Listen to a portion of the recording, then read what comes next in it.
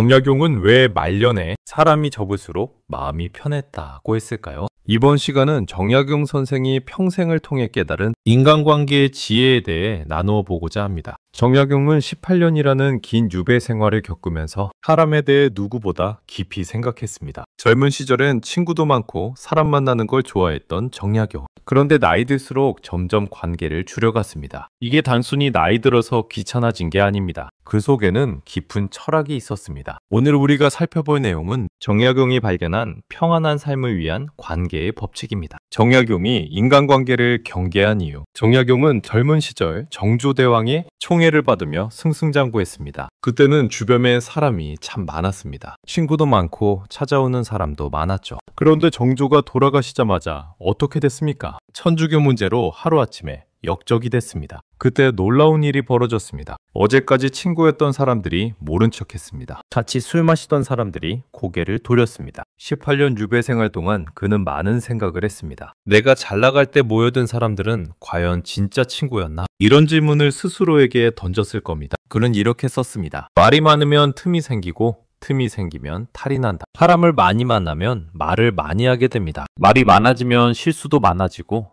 오해도 생기고 그게 결국 화가 된다는 겁니다. 여러분도 경험해 보셨을 겁니다. 모임에서 별 생각 없이 한 말 한마디가 나중에 와전돼서 돌아온 경험 말입니다. 정약용은 이런 일을 수도 없이 겪었습니다. 유배지에서 그는 또 이런 글을 남겼습니다. 마음을 보존하는 것이 첫째다. 이 말은 무슨 뜻일까요?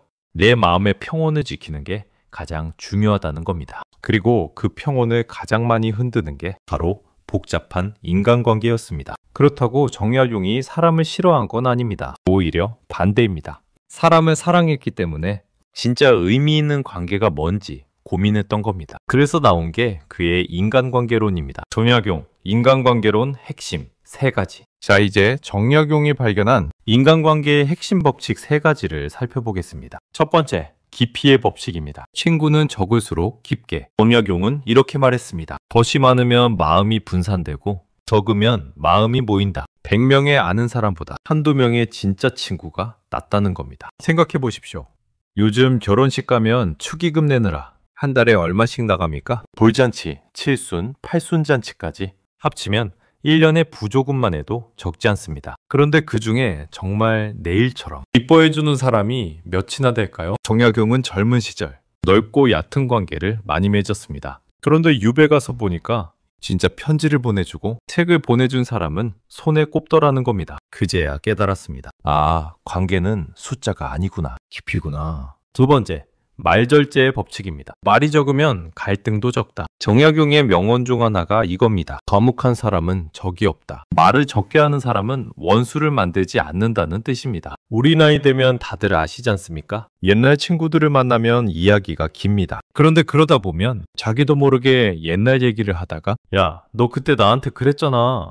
이런 얘기가 나옵니다. 30년, 40년 전 일을 꺼내서 기분 상하는 경우도 있습니다. 정약용은 이걸 경계했습니다. 특히 남의 일에 대해서는 더욱 입을 다물었습니다. 남의 잘못을 말하지 말고 남의 은밀한 일을 들추지 말라고 했습니다. 요즘 말로 하면 꼰대지 하지 말라는 겁니다. 말을 아끼면 3가지 좋은 점이 있습니다. 실수할 일이 줄어들고 오해받을 일이 줄어들고 에너지가 아껴집니다. 우리 나이에 체력 아껴야 하지 않습니까? 세 번째, 거리두기의 법칙입니다. 평안을 해치는 관계는 정중히 멀어지기. 이게 가장 중요합니다. 정약용은 이렇게 말했습니다. 의롭지 못한 사람과는 사귀지 않는 것이 상책이고 이미 사귀었다면 멀리하는 것이 중책이다. 다시 말하면 이겁니다.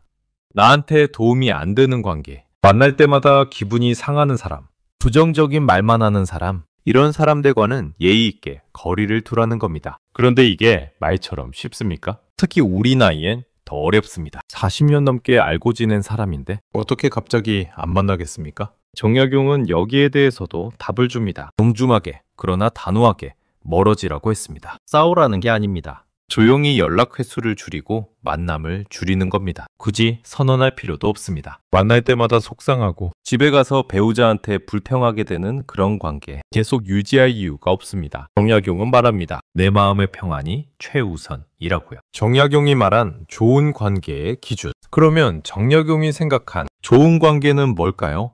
유배지에서 그가 가장 소중하게 여긴 관계를 보면 답이 나옵니다. 첫째는 두 아들이었습니다. 정약용은 유배지에서 아들들에게 수백 통의 편지를 썼습니다. 공부하는 법, 사람 대하는 법, 마음 다스리는 법을 가르쳤습니다. 이게 진짜 관계입니다. 서로 성장시켜주는 관계. 문제는 제자들이었습니다.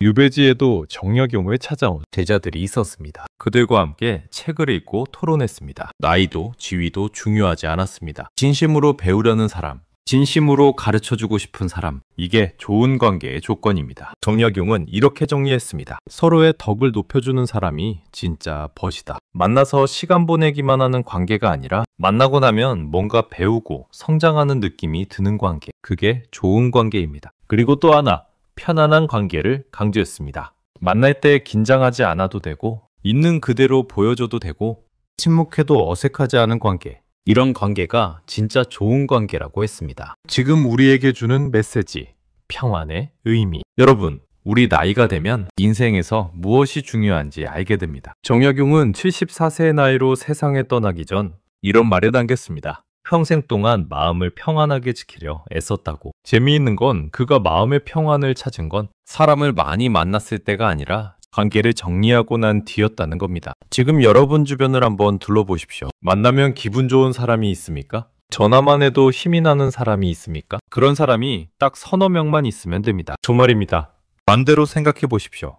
만날 때마다 비교당하는 느낌, 사랑 듣느라 지치는 느낌, 헛소리 듣느라 시간 버리는 느낌, 이런 관계는 정리할 때입니다. 60, 70 넘어서까지 억지로 관계를 유지해야 할 이유가 없습니다. 정약용의 인간관계론을 한 문장으로 정리하면 이겁니다. 좋은 사람 몇 명과 깊게 지내는 것이 많은 사람과 얕게 지내는 것보다 100배 낫다. 우리에게 남은 시간은 소중합니다. 그 시간을 진짜 의미 있는 사람들과 보내십시오. 에너지 빼앗는 관계는 정리하십시오. 그게 정약용이 우리에게 남긴 가장 큰 가르침입니다. 여러분의 마음이 그저 평안하기를 바랍니다. 오늘 내용은 여기까지입니다. 감사합니다. 영상이 도움이 되셨다면 구독과 좋아요를 눌러주세요. 다음 영상을 만드는데 큰 힘이 됩니다.